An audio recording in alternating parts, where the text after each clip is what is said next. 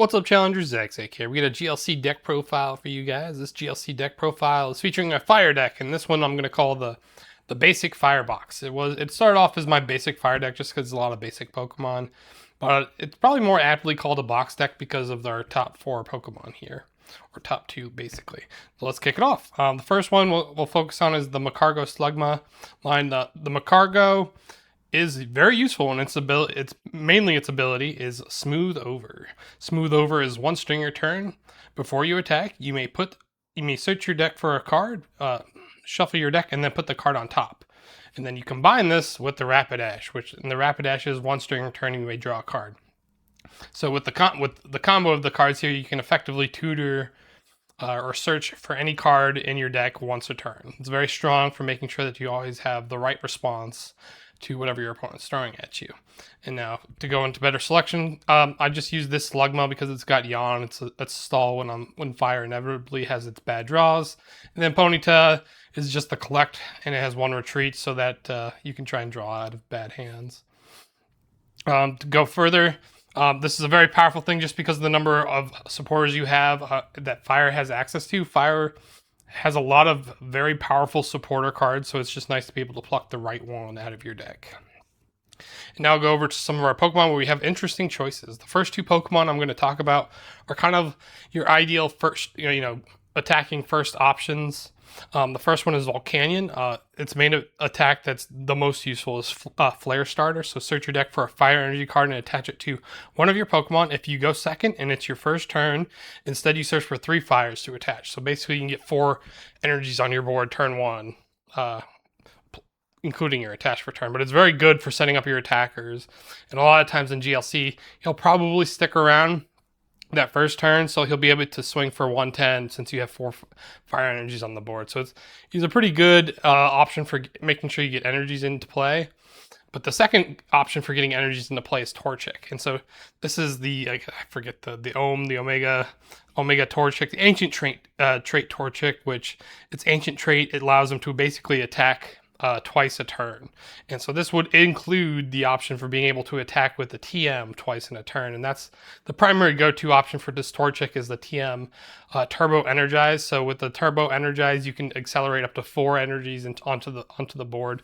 And so you can basically make sure you're set up for the rest of the game, since your attaches for turn after that are probably going to carry you for the rest of the game.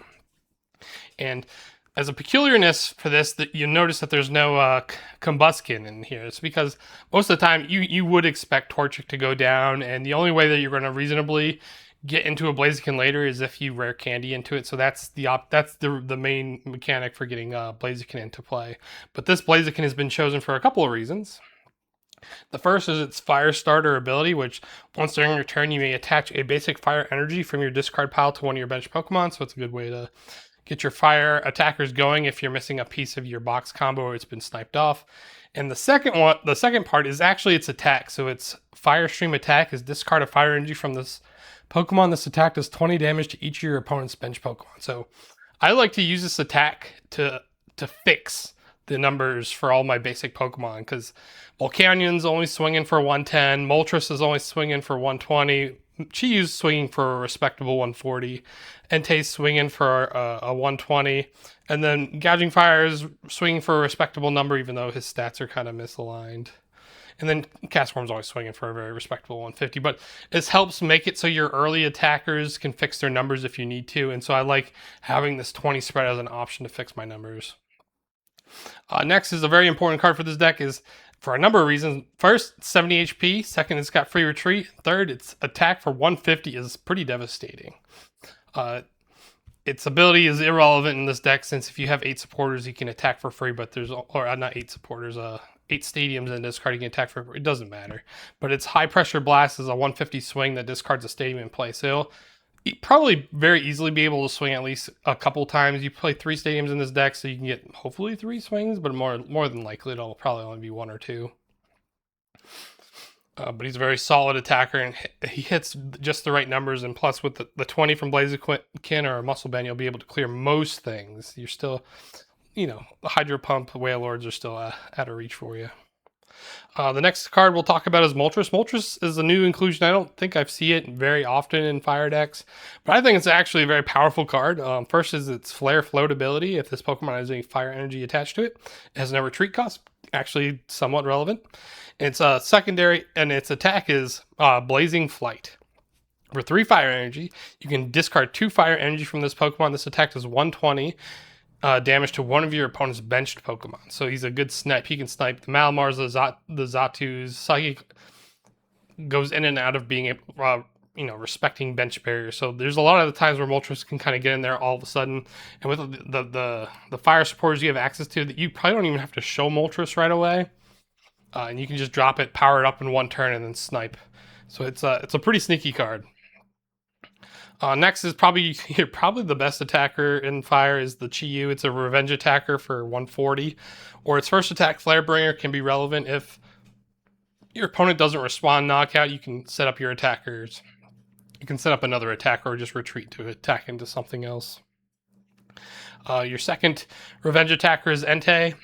It has the rally back for it's another revenge attacker, but this time it's only for 120. But its second attack, Fire Main, it does come up. The 100 swing is pretty valuable when compared to only be able to swing for a 50 or a 30. So there are definitely times where it comes up.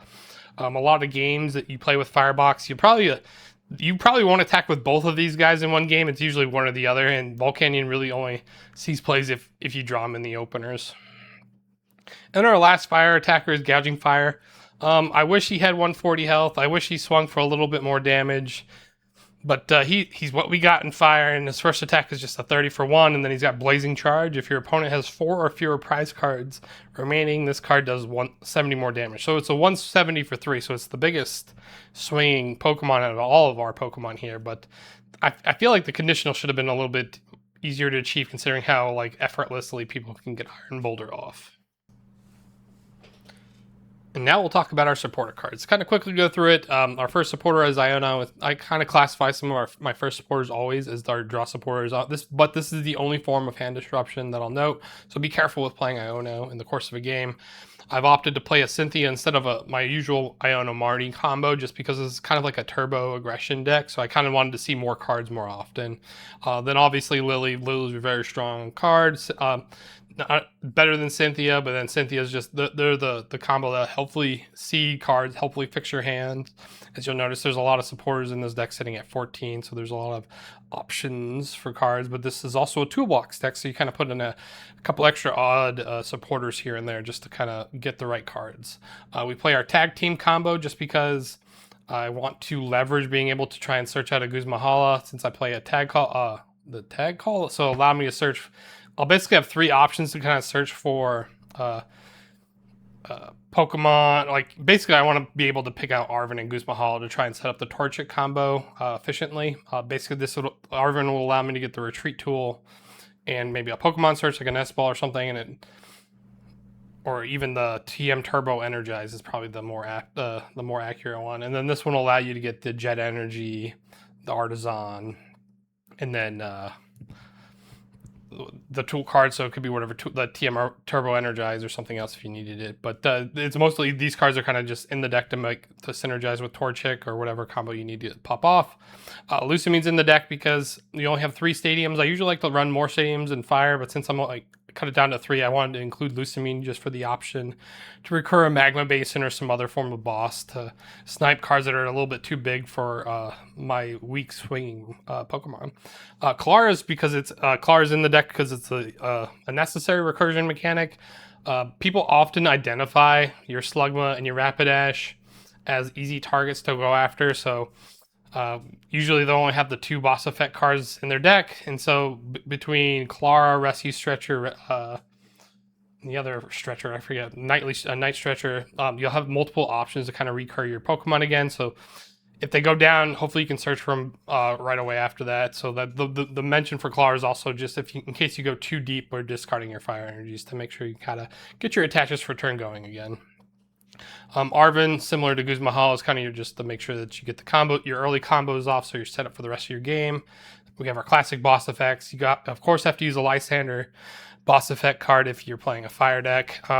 Then, so for the more busted cards, I call them the powerful supporters for fire. The first one is Blacksmith. Blacksmith is attached to basic fire, or attach 2 fire energy cards from your discard pile to one of your fire Pokemon. So it's you're attached for turn in this, get 3 energies, all of your fire attackers are ready to go. Welder's another cheat fire energy card.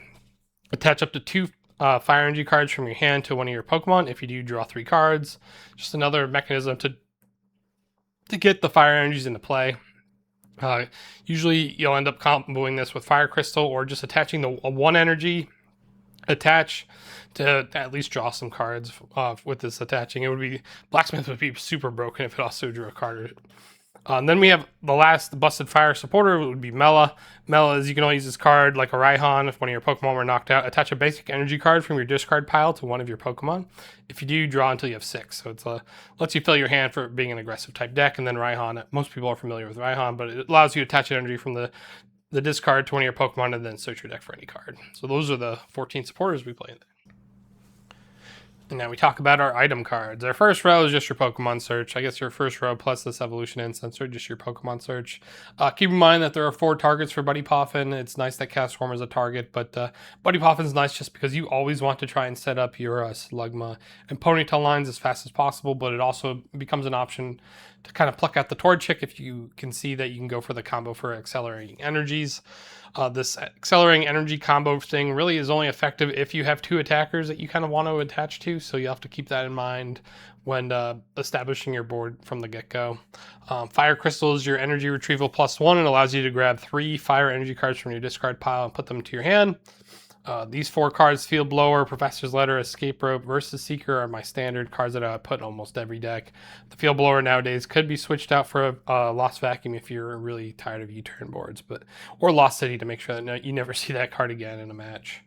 But this is a deck that doesn't really care too much. You might want to just hold the Field Blower to get rid of tool cards that are keeping your opponent's Pokemon alive.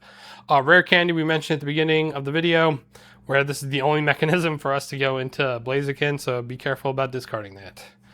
Then we play Tag Call to search out for our tag team cards. This is what I was mentioning as the card that allows me to basically have 2 copies of Guzmahal in the deck, or 2 options to draw for Guzmahal, just to allow you to kind of have the slightly higher percentage of being able to draw the right cards. The stretchers are the other forms of recursion we were talking about in terms of Clara. Rescue Stretcher being a little bit more useful in this scenario, where you could just shuffle 3 Pokemon back. So this comes up more, and when this is more relevant for when they aggressively go after your Slugma or Ponyta line. And so if you shuffle all 3 of them back, they usually it'll more than likely stay on the board if you can set it up again. Nice Stretcher is the versatility and being able to pluck out the energy is nice. And then our tech card is an Enhanced Hammer. You got to respect Okidogi right now. And being able to snipe special energies can be a bit disruptive in your attached returns, but Psychic kind of just accelerates so many energies. It doesn't often matter, so it's mostly reserved for Okidogi, and be able to bop the special energy and then swing for like at least a 130 to clear the Okidogi. And now we talk about our stadiums and tool cards. First, we'll go over the stadiums. The first one I'll talk about is Artisan. It's the generic Pokemon search card. You kind of play this to make sure you have an extra option of finding a Torchic off the Guzmahala. Next to our fire-specific stadiums, the first one being Giant Hearth. Once during each player's turn, they may discard a card to search their deck for 2 fire energy, so this is a great way of getting fire energies out of your deck, and also maybe potentially getting fire energies into the discard to allow you to accelerate in a different manner. And then Magma Basin is another form of acceleration in Stadium that it allows you to, once per turn, attach a fire energy to one of your benched Pokemon, and they take 2 damage counters. So it's pretty good for being able to attach the 2 energies in a turn very easily. This one's the most mandatory stadium of these. I see people cut Giant Hearth, but I like Giant Hearth as an option to just to get the energies quicker. You kind of just want to make sure you have attaches for turn early in the game, or just have the option to search for the Giant Hearth if you have the Pokemon search as an example. So it allows you to kind of get your energy attaches off at the start of the game especially. Next we have our tool cards. The first one is Fighting Fury Belt. This is slight damage bump to probably things mostly like Entei, where it's already kind of a weak Pokemon swing. Getting up to 130 might be relevant, but the 140 is really the number you want, and the 140 number you'll get is with Muscle Band. The Fighting Fury Belt's most useful for making sure that your basic Pokemon have higher HPs. Right now, maybe this should be a Bravery Charm instead if the 10 damage doesn't end up being relevant. Just at the late game, if you can get yourself into a position where they can't go around your 170 or 180 HP Pokemon, then you'll be able to swing the prize trade favorably in your direction. So that's the whole idea of trying to have one HP tool. Maybe it should be a Luxurious Cape, but I always kind of mess up with those. And then our next tool is Floatstone. Macargo's got, I think it was like a 3 retreat cost, a 2 or 3 retreat cost, so you need an option for switching them out. And then our last tool is the TM Techno Machine Turbo Energize. This was the card that I was talking about that you can attach to Torchic and search your deck for up to 2 basic energy cards and attach them to your bench Pokemon any way you like, and shuffle your deck. Since Torchic gets to attack twice in a turn, you get to attach 4 energies. So this is the perfect start of the game. That's slightly better than Volcanion just because you end up having 5 energies on board, but depending on the deck, Torchic will be knocked out anyway. But you'll have two fire attackers ready to go after that, and so hopefully you can outpace your opponent or snipe the right pieces or survive them with the Fighting Fury Belt, so that they have to go 2 for 1 turn, and you start swinging into your advantage. And since you're playing a box deck, you can kind of search for the right pieces every turn to make sure you get set up. And to wrap up the deck profile, we got our energies. We start with the basics. I like to use the evolutions and hollow energies. I think they look pretty cool. I think they're like a good throwback to the original energies, and I just like the fact that they're foil. But we play 8 basic fire energies and have 2 special energies for the rollout. The Gen energy over at Capture energy, mostly so you can get Torchic into your active.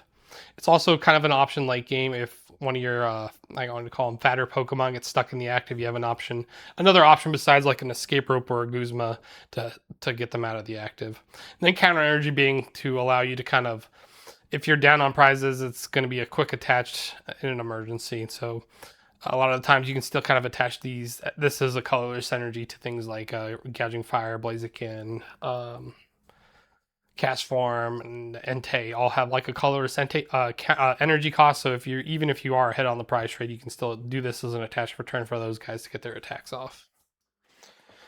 All right, now to talk about the cards that weren't featured in the deck. So I pulled out some of these cards to the side because I thought they're cards that could definitely fit into the deck. I think the most notable cards that were missing from the deck are something like a Silent Lab or a Hex Maniac.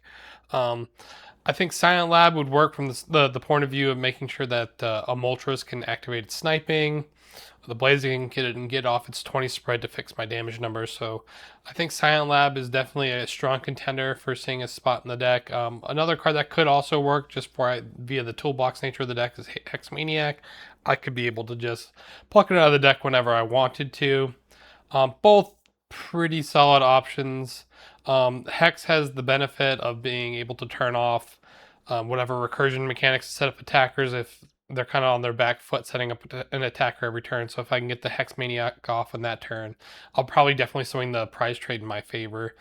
Silent Lab just being a card that allows me to still play my Blacksmith, Welder, Mela, Raihan cards in a turn still, and then still be able to play the Silent Lab to disrupt to get the snipes off. So they both have their upsides. Something else that we mentioned with the Fighting Fury Belt was adding a Luxurious Cape. Luxurious Cape should probably go in instead of the Fighting Fury Belt. I'll probably want to make sure that see how relevant that 130 number is. If having the 2 damage modifiers in the deck is enough to kind of like work with the prize trade, I'll probably keep with the Fighting Fury Belt and just more intelligent, or I guess more reasonably save the Fighting Fury Belt for late in the games when your opponents use a lot of resources and you've Ionoed them. Town Map is a card that could be useful just for aggro style decks. Being able to pluck the right piece at the right time. You're probably, most times you want to engage in the prize race, so it's nice to just be able to get the prize that you need, or if like a Rapidash or the Macargo are sitting in the prize, you can kind of pluck them out of the prizes right away. And then other options, if I wanted to play the Silent Lab and have the Forest Stadium in the deck, Colorless Tenacity kind of becomes a little bit more viable. I do have 10 energies in the deck. Being able to search for an Artisan and Jet Energy would allow me to kind of get the Torchic play off if I did have the TM Turbo Energize already. So it's an option. You can go there if you have another Stadium. Another useful card would be Hilda. Hilda would allow you to search for any of the 3 evolutions and just an energy, so you have the extra attached return. And then to round it out with things like TM, Technical Machine Evolution. I see it as less viable in this version of the deck just because there's only 3 evolution Pokemon, so you don't really need the benefit of a Torchic popping off with TM. Technical Machine Evolution, and then Town Store is a tech that I like to play in Fire.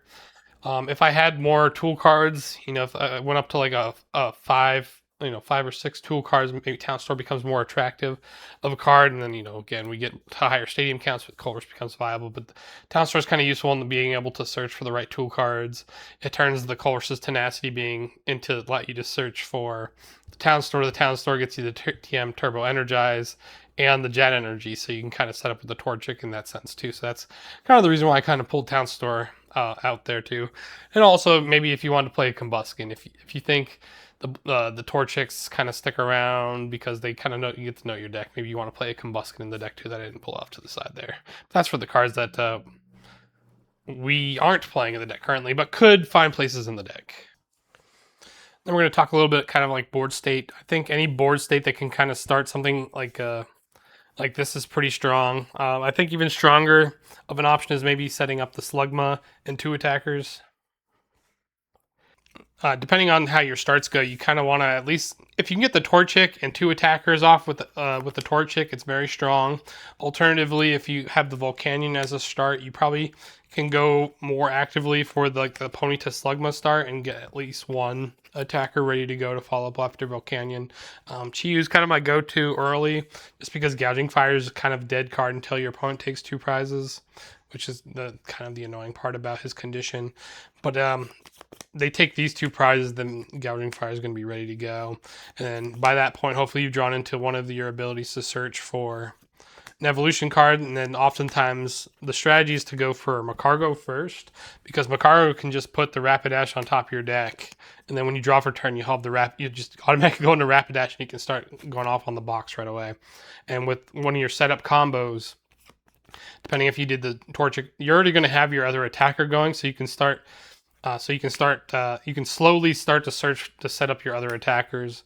A lot of times I like getting Cast Form on the board pretty early as your pivot option. Moltres works equally well as this. Like I mentioned during the video, if you start Volcanion, it's more than likely that you won't go into Entei unless the numbers work out perfectly for you. If this 120 or 130 with the Fighting Fury belt works out, that's the only time you'll probably go into Entei after that. And then Blaziken is a card that it can come back pretty easily, since we're playing 3 different cards that allowed you to pluck the Torchic back out of the discard pile.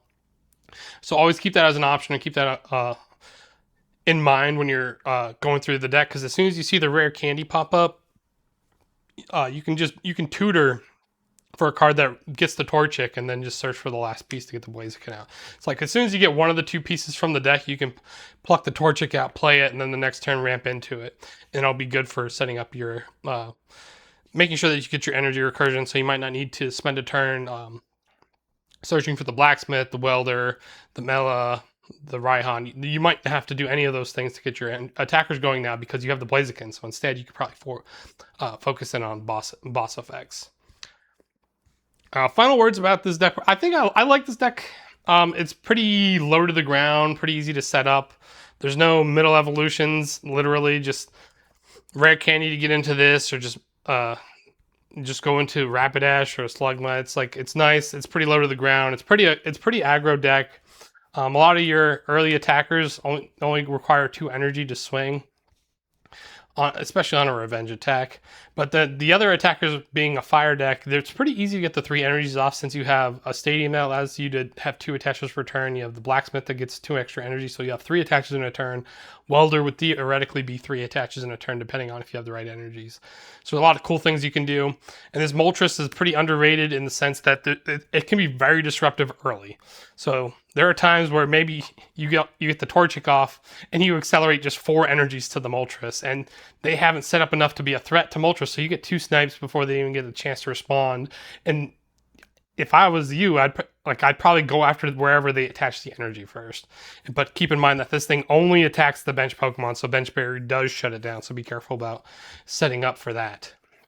not going too deep on the Torchic when, you know, you're playing against the grass or water, and then go like, oh, well, you put 4 energies on this. Let me just get my bench barrier out, and now I'm protected for the rest of the game because you have to boss effect it, and then I'll probably pluck it out with a Revitalizer and Night Stretcher, and so you have to waste 2 boss effects or 3 boss effects just to be able to attack with the bench barrier or attack through the bench barrier. This, I think this is probably a pretty good introductory deck for most people trying to get into Pokemon. I think Psychic does probably what this deck does better, and that's probably just because they have a Malamar and the Xatu. I think the Xatu probably is what really seals the deal. By itself, I think this combo could be pretty good, but like if you could just pluck a card out of your deck and just do that, that would be sick. But you know, this is all I was waiting for a card like Rapidash to come out. I felt like that was all Fire needed to kind of bump it up a little bit. You want to not be super aggressive with your board states when playing this kind of a deck. Just you don't want to feel the effects of Parallel City by making you have to spend the Clara or the Rescue Stretcher to get attackers that never actually got to attack. So probably don't set up more than 3 or 4 wide tops if you're being a little bit greedy. But be cognizant of Parallel City at all times. But this is a fun deck. Basic Firebox is a pretty easy deck to use. There's a lot of powerful cards in here. You might want to think about swapping supporters out for draw supporters as you play the deck, if you choose to play a deck like this. But if you guys have any questions about this deck, you know, put it in the comments below. I'm going to have, you know how I do my POV videos. So this is going to be the next set of POV videos where we actually had a 4-round locals this last weekend that I did. And so I piloted this deck in the POV video where I did pretty good. I ended up going 3-1, and I got second for the event with the basic Firebox. So that's all for the deck profile, guys. As always, please like the video, and as always, thanks for watching.